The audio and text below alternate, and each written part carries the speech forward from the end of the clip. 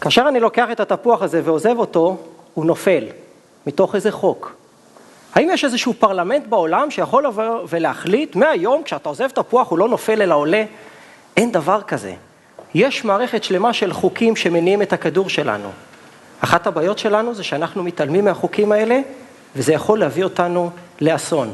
רק בתפוח הזה לבדו אני יכול כרגע לראות שני חוקים, למשל חוק המשיכה שהרגע הזכרנו, חוק נוסף זה חומר אורגני שבא מהאדמה, צריך לחזור אליה. כדור הארץ שלנו, כל החלומות שלנו, כל התקוות שלנו, כל השאיפות שלנו, הכל מתקיים על הכדור הזה. אחד הדברים שאין לנו כל כך מודעות אליו, זה שאנחנו היום לוקחים מהכדור הרבה יותר ממה שיש לו להציע לנו. הייעוד שלי בחיים זה לייצר מודל של קיימות. זה מודל שיעזור לכולנו להבין איך אפשר לחיות היום, בלי לפגוע באפשרות של הדורות הבאים. לי קוראים עמיעד לפידות. זה הבן הצעיר שלי, בן 3 חודשים. איזה עולם אנחנו הולכים להשאיר לו ולבני הדור שלו? כמה מכם חשבו על השאלה הזאת? כמה מכם לוקחים אחריות על הכוכב שעליו אנחנו חיים? אני שומע הרבה פעמים אנשים שבאים ואומרים, קצב גידול האוכלוסייה זאת הבעיה של כדור הארץ. אני בא ומסתכל, הוא הבעיה? תראו איזה חמוד. לפני כ-20 שנה, כאשר הגעתי למצב בחיים שבו בן אדם מחליט מה לעשות עם עצמו, חשבתי שהדבר המרכזי במדינת ישראל זה לשמור על גבולות המדינה. ואז עשיתי מעשה, הלכתי והייתי קצין בחיל הים הישראלי כדי לשמור על הגבול הימי של ארצנו. באותה תקופה פחות או יותר סיימתי את התואר הראשון בלימודי אקולוגיה.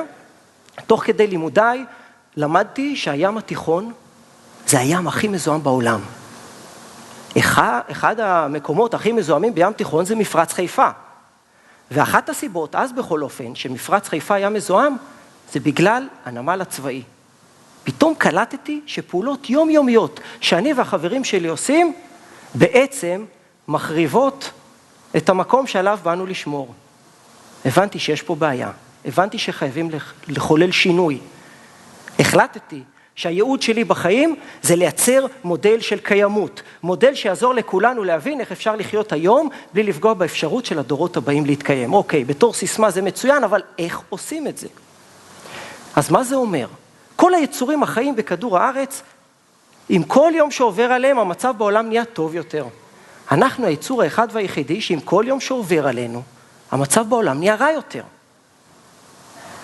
בואו ניקח את העץ בתור דוגמה. עומד לו העץ, קולט את הפחמן מהאטמוספירה, בקצב שבו הוא בונה את הענפים ואת הגזעים שלו. תוצר הלוואי של זה חמצן נקי. העץ בתהליך הצמיחה שלו מנקה את האוויר. עם השורשים שלו הוא מנקה את מי התהום, עם העלים שנושרים הוא מזין את הקרקע בחומרים אורגניים, כל יום שעובר עליו המצב בעולם נהיה טוב יותר. ככל שהעץ יצמח יותר ויגדל יותר, המצב בעולם יהיה טוב יותר. ככל שיהיו לנו יותר עצים כאלה, המצב בעולם יהיה טוב יותר. הנה מודל שאנחנו ממש יכולים ללמוד לחיות לפיו. יש לנו רק בעיה אחת, אנחנו לא יודעים לעשות פוטוסינתזה. אז בואו ניקח דוגמה משותפים אחרים שיש לנו בפלנטה, שגם הם לא יודעים לעשות פוטוסינתזה, אבל גם הם, כמו העץ, עם כל יום שעובר עליהם המצב טוב יותר. לקחנו עץ, בואו ניקח ציפור. עומדת הציפור על העץ, אוכלת את הפירות, מפיצה את הזרעים, כך ששנה הבאה יהיו עוד עצים כאלה. והציפור עושה דבר אחד נוסף. היא עומדת על העץ ושרה. איזה יופי של השראה אנחנו מקבלים מציפור שעומדת על עץ. איזה יופי של השראה אנחנו מקבלים מעץ או מיער או מחורש טבעי. איזה השראה אנחנו מקבלים מאזור תעשייה או ממרכז קניות או מהבתים שלנו. כל דבר שאנחנו עושים בחיים נותן השראה. בידינו ההחלטה לקחת אחריות על ההשראה שאנחנו מייצרים. אני החלטתי שאני לוקח אחריות. אני החלטתי שאני מנסה לחולל שינוי. עשיתי כמה דברים, בניתי מודל של חקלאות בת קיימה, שבאים אנשים מכל מיני מקומות בעולם ללמוד אותה. יצרתי בית שהוגדר לפני כשנה כאחד מ10 הפרויקטים הכי ירוקים במדינת ישראל. יש לי בערך 1,500 מבקרים בבית הזה למורת רוחה של אשתי כל שנה. חיפשתי איך אני יכול להרחיב את טווח ההשפעה. חשבתי וחשבתי והגעתי לפסולת. ולמה פסולת? כי פסולת כולנו מייצרים. פסולת זה תחום שאני מאוד אוהב, כי זה בעצם הקצה של המשפך של התרבות שבה אנחנו חיים. אמור לי מהו פחך ואומר לך מיהו אתה. לפי הפסולת אנחנו יכולים ללמוד המון על התרבות. זה לא סתם שהארכיאולוגים אוהבים לנבור בפחי ההשפעה של ההיסטוריה, כמו שקוראים לזה. בכל אופן, אני לא יודע אם אתם יודעים, אבל אנחנו, מדינת ישראל, באחד המקומות המובילים בעולם בייצור השפעה לגועל לנפש. אין סיבה שנהיה במקום הזה. באמת שאין סיבה. כמעט חצי מפח ההשפעה הביתי של משפחה ממוצעת, זה שאריות של אוכל, זה שאריות של מזון, זה דברים שבאו מהאדמה וצריכים לחזור אליה. איך אנחנו יכולים להסביר את המודל של הקיימות דרך התפוח, דרך מודל התפוח?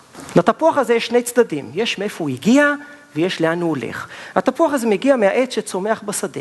צומח לו העץ בשדה, קולט את כל החומרים מהקרקע, חנקן, מינרלים שונים ומים, ושם אותם בתפוח. כאשר באנו וכתפנו את התפוח הזה מהעץ, ביחד איתו הוצאנו מהאדמה את כל החומרים האלה. עכשיו, אני כחקלאי, אני גם חקלאי, אני צריך להחזיר את החומרים האלה חזרה לאדמה. מה בתרבות החקלאית שלנו אנחנו עושים? מה בתרבות שלנו אנחנו עושים? לוקחים חומרי גלם ממקומות כמו ים המלח, בתהליך שהורג לנו את ים המוות, לוקחים את חומרי הגלם האלה למפעל שמייצר דשן כימי, בתהליך שלא עושה טוב לסביבה בכלל, לוקחים את הדשן הכימי הזה, שמים אותו בקרקעות שלנו, בתהליך שלא עושה טוב לאדמה בכלל, החומרים האלה מחלחלים לנו למי התהום, מרעילים את מי התהום, ואת מי ששותה את המים האלה, יוסטון, we have a problem. אין לנו מושג איך לנהל את החללית הזאת שקוראים לה כדור הארץ. אבל זה רק צד אחד של התפוח. אכלנו את התפוח הזה והוא הופך להיות פסולת. כשאנחנו לוקחים את הפסולת הזאת ושמים אותה עם הפלסטיק, ניילון, קלקר, קופסאות שימורים, והכל מגיע למטמנה, 50% מהמטמנה במשקל זה השאריות, זה החומר האורגני הזה, שהחוק שלו אומר שכשחומר אורגני מתחיל למות הוא מתפרק, רק שבכל התנאים של המטמנה הוא מתפרק בתנאים אנאירובים, תנאים בלי חמצן, אנחנו מקבלים שתי תופעות שליליות. מצד אחד חסר לנו החומר בקרקעות שלנו, מצד שני יש לנו נזק סביבתי גדול מאוד בצורה של גזי חממה למשל. זה אומר ששנה הבאה יהיה לנו קיץ חם יותר וחורף משוגע יותר, בין השאר כי אין לנו מושג מה לעשות עם ההשפעה שאנחנו מייצרים. איפה האחריות שלנו על הפסולת שלנו? אז מה אפשר לעשות? אם ניקח את הפסולת הזאת וניקח אותה אל ערימת הקומפוסט, כאשר קומפוסט זה בעצם המזון הטוב ביותר לצמחים. קומפוסט זה חומר ביולוגי שהתפרק בתהליך טבעי ונכון, וחוזר אחר כך ונהיה המזון הטוב ביותר שיש לקרקע. וניקח את הקומפוסט הזה ואיתו נדשן את העץ, והעץ הזה ייתן לנו פירות, והפירות האלה הפכו להיות השפעה, וההשפעה הזאת מה נעשה איתה? נשים אותה בקומפוסט, והקומפוסט הזה נדשן איתו את העץ. הנה מעגל שיכול להתקיים לנצח, זוהי קיימות. זהו מעגל החיים, כל כך פשוט, כל כך הגיוני, וזאת הסיבה שמאוד קשה ליישם את זה. אני החלטתי שאני גורם למעגל הזה לנוע. מה עשיתי? התחלתי בקהילה שלי, במושב שלי. רציתי ליצור מודל שמאפשר לאנשים לקחת אחריות על הפסולת שהם מייצרים. עברתי בית אצלי במושב, דפקתי על הדלתות, והסברתי בגדול לכולם את מה שהסברתי לכם כרגע. ונתתי לכולם את הפח הזה שבו רשום מה לשים בפנים ומה לא לשים בפנים. ושמתי להם פח ברחוב, ואנשים התחילו להפריד אשפה. הפח היהודי הזה רק לשאריות של חומר אורגני שהופרד במקור. ותראו איזה יופי, איך זה נראה, ללקק את האצבעות. חומר אורגני, כשהוא מופרד נכון ומטופל נכון, הוא לא מהווה שום מפגע. ואני עם תואר שני בטכניון, רב סרן במילואים, החיים הכינו אותי לזה, התחלתי לאסוף השפעה. לקחתי את ההשפעה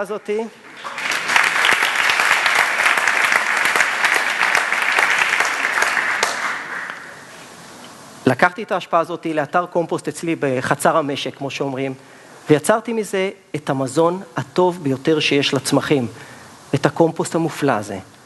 הקומפוסט הזה הוא כל כך טוב שכשגידלתי בטטות למשל, קיבלתי 6 קילו בטטה.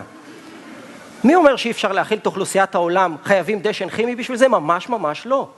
רק צריך לדעת לקחת אחריות על הסביבה ועל הפסולת שאנחנו מייצרים. את הפרויקט הזה התחלתי במושב כרם מהר"ל, בקהילה שלי, עם 12 משפחות לפני בערך 10 שנים. תוך שנה כל הקהילה, כל היישוב הפריד אשפה. שנה לאחר מכן צירפתי עוד 2 קהילות לפרויקט הזה. שנה לאחר מכן צירפתי עוד 7 קהילות לפרויקט הזה.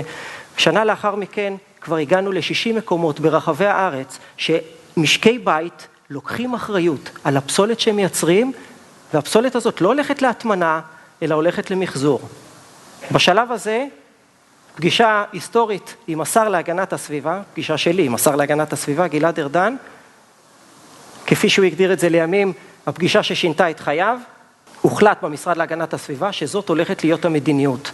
היום המשרד להגנת הסביבה, ממשלת ישראל, מובילים מדיניות של הפרדת אשפה במקור, מאפשרים למשקי בית לקחת אחריות על הפסולת שכולנו מייצרים.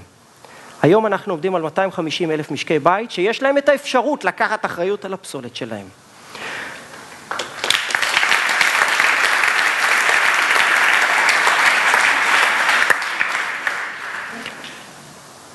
עד היום הכרנו 3 תפוחים ששינו את העולם. התפוח של אדם וחווה, התפוח של ניוטון, והתפוח של סטיב ג'ובס. מהיום יש לנו תפוח נוסף.